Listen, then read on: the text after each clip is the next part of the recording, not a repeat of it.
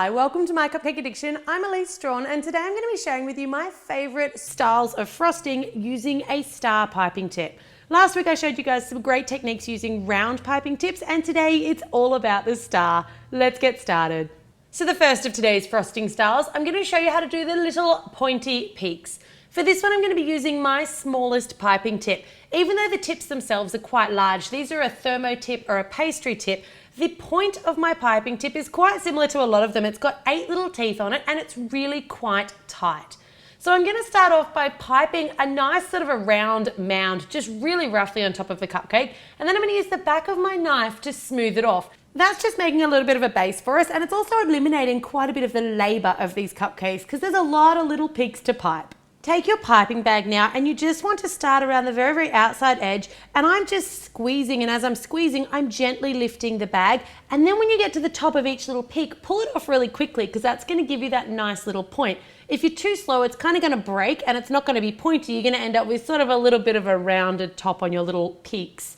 So you want to do this all the way around the first layer and then come back and complete a second layer all the way until you get into the middle. Once you get into the middle, don't be afraid to kind of squish those last couple in, because you've got that mound underneath. What you're going to end up with is a beautiful, perfect cupcake shaped selection of spiky little peaks. To get my unusual decoration on this one today, I mixed a little bit of gold luster dust with some alcohol or even some water, waited for the buttercream to crust, which takes about 15 minutes, and then just randomly painted some of those little peaks with that gold luster dust. A bit of edible gold leaf really finished them off nicely. Now number 2 is one that I like to call the bi-colour swirly stack. Yes, I did make a lot of these names up myself. So for this one, we're going to be using the same sized tip, so your smallest piping tip once again, and you're going to fill that with 2 different colours of frosting. I'm going to show you how to do this at the end of the video with multiple colours of frosting, but today I've picked orange and yellow, and you don't have to use double colours. I just think it's kind of a cool effect, and then it doesn't need any other decoration.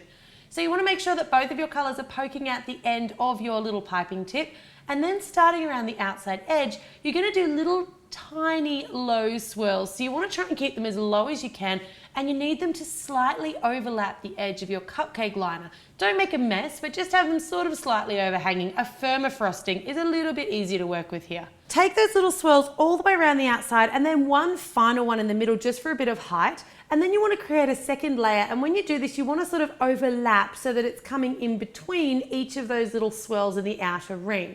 You should get about 4 or so on a standard size cupcake, and then you want to finish it off with one final swirl on the very top. So what you end up with is a really cute and really detailed little stack of miniature swirls. Which brings us to number 3, the classic low swirl. So I'm switching now to my medium-sized piping tip. It's an open star and it's got 8 little points on it once again. So just move to the next size up that you've got in your kit.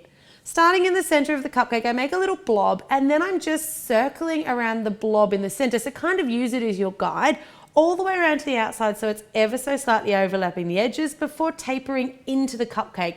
So you can see I've actually almost dragged that frosting back through the swirl to give it a nice finish.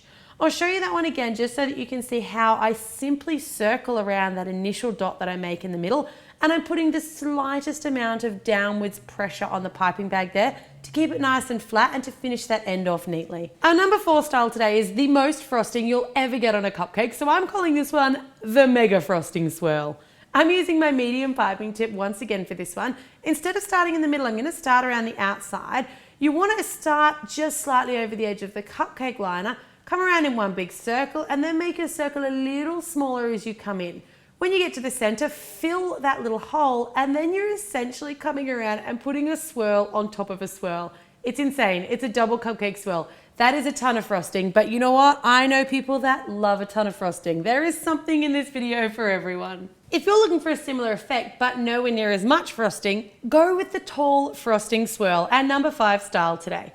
For this one, you're using your largest frosting tip. So for me, this one once again has 8 of those little points, but it's quite substantially larger in the opening that it's got. To get your swirl here, you're starting in the middle again, and you're going to make a nice little dot and then curl around it, lifting your bag. So no downwards pressure on that bag. You're actually lifting it ever so slightly.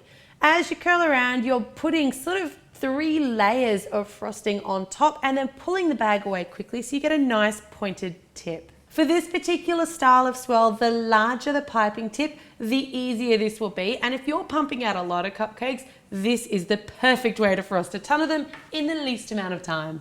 Which brings me to our final style, the rainbow frosting swirl. So some of you guys might have seen this on my channel. It is one of my more popular videos, but it shows you how to achieve that multi-colored effect with as many colors as you like, but I do recommend trying to stick to about 3. Once again, I'm using the large piping tip. I'm shoving it all the way to the end of my piping bag. And then you want to open that piping bag nice and open. I love the color combination of yellow, pink, and blue. And you'll see I'm taking a large spoonful. And when I put the second color in, I'm sort of trying to make sure that I get it roughly at the same level down the bag. The third color I'm very gently putting in, and I'm using my finger to kind of scoop it off the spoon. And then using your hands just ever so gently, kind of smoosh them together a little bit. Using the flat of the back of your hand, push them all down so that the 3 different colors are sort of all heading down into that piping tip at roughly the same time.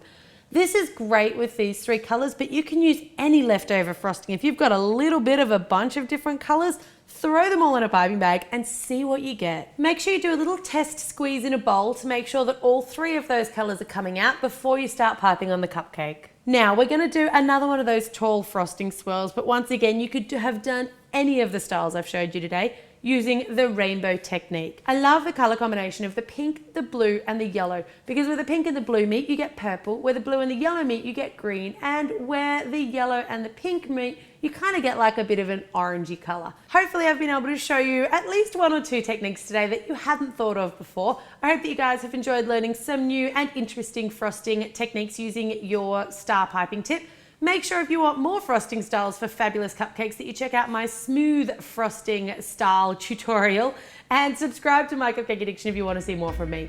As always, thanks very much for watching.